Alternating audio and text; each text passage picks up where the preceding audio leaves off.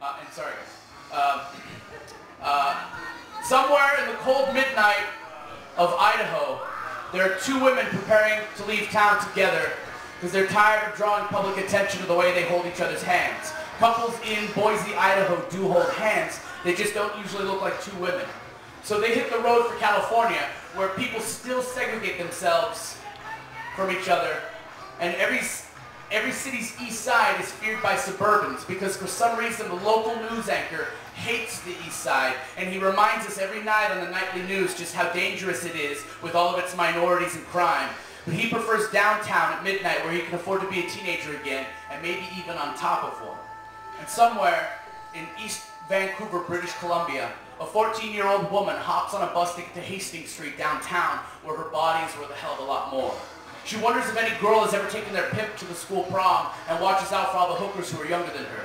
Dead mothers cannot possibly question a child who sleeps through the afternoon.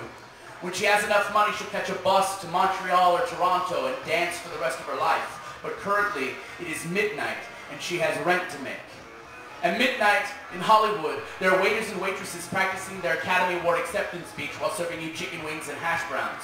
At midnight in Denver, there are poets heating up their dinners on radiators and washing their clothes by hand because quarters are to be saved for buses and homeless people.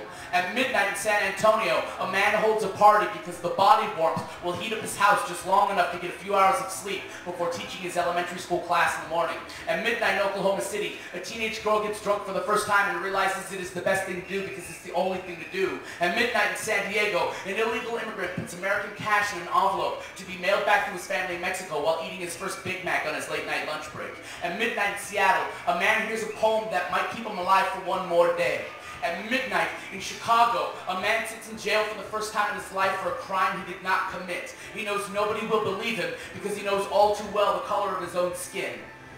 And he marvels at how far we've come. At midnight, in some of the worst parts of Detroit, a woman prays to her God for the first time in years because of something she heard on the news. She really just wants tomorrow to be a better day. At midnight, in San Jose, California, a fat man puts more food into his mouth to try to feel better about the world or simply forget it altogether. At midnight, throughout the rest of the world, people are exactly who they should be. They are you. You. And you are quite possibly someone you will never share with anyone else. You are the ones who could leave hot food at the feet of sleeping homeless people and then worry about your next meal when no one's looking. You're the ones who may never function at noon. The ones who everyone will say left the planet just a little too soon. You are the ones who might not have tongues, but you have a lot to say. I know. I've heard it. Maybe you're doing what it takes to stay sane and alive. Maybe you're not wearing the finest clothes. Maybe you're online and searching. Maybe you're making free calls on phones you cannot afford. But you are reaching out to yourselves in an attempt to find perfection, whether it is within yourself or in someone else. But somewhere, out there, it must exist. It must be possible to achieve what we all want. Because if it isn't, then that means midnight comes to us for no reason. That means we start over every day for no reason. So there must be something perfect in this world.